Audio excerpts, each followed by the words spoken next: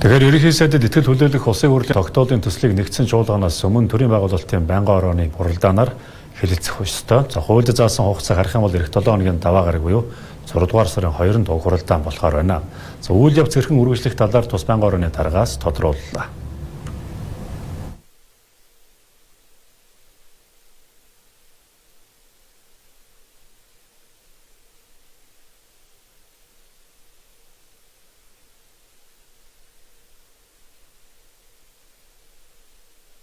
Процесс нь бол нэгдүгürt бол бас цохогдоо наашаага төрийн байгууллагын байнгын ороонд ирнэ. За үндсэн хуулинд бол заасан заалт байгаа.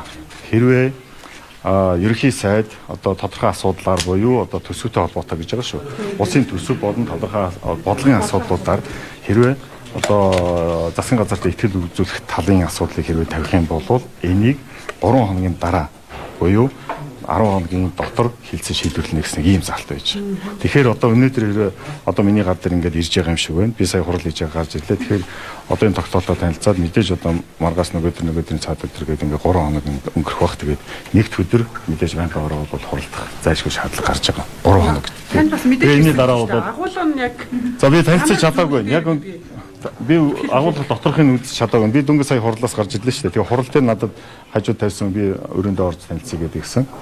Яг үндсэндээ бол танилцаагүй. Зөвхөн хуулинд бол тийм заалт байгаа. Итгэл үзүүлэх асуудлыг ерөнхий сайд тавих юм бол 3 хоногийн хугацааны ар дээр дараа тэгээд 10 хоногийн дотор асуудлыг шийднэ л гэж байгаа. За санд хураалтын асуудал бол ерөөсөө тэн дээр бол заалт байхгүй. Үндсэн хуулинд бол хилцэн чуулганаар орж хилцнэ гэсэн асуудал хэрвээ дэмжвэл засгийн газар цаашаага ажиллана. Хэрвээ дэмжихгүй бол дараагийн огцор зооны засгийн газар огцорсон тоотно гэсэн байна. Баггүй. Тийм болохоор энэ тогтоолын төсөл орж ирнэ. Процесс дараагийн процесс одоо ил байх уу, далд байх уу гэдэг асуудал бол дараагийн асуудал байх баг. Гэхдээ ямар ч байсан үндсэн хуулинд бол тийм заалт байхгүй ч. Төрийн байгуулалтын байнгын орооны хуралдаанаас өмнө улсыг хурлдах намын бүлгүүд хуралдах учиртай. За бүлэг дээр итгэл хүлээлгэх асуудлаар байр сууриа нэгтгэх юм аа. Улсын хурл итгэл хүлээлгэх тухай тогтоолыг батлуул ерөнхий сайдад итгэл үзүүлж тухайн асуудлыг дэмжсэн тооцно, харин батлааг бол ерөнхий сайдыг огцорсон тооцож шинэ ерөнхий сайдыг 30 хоногийн дотор томилно гэсэн хуультай юм аа.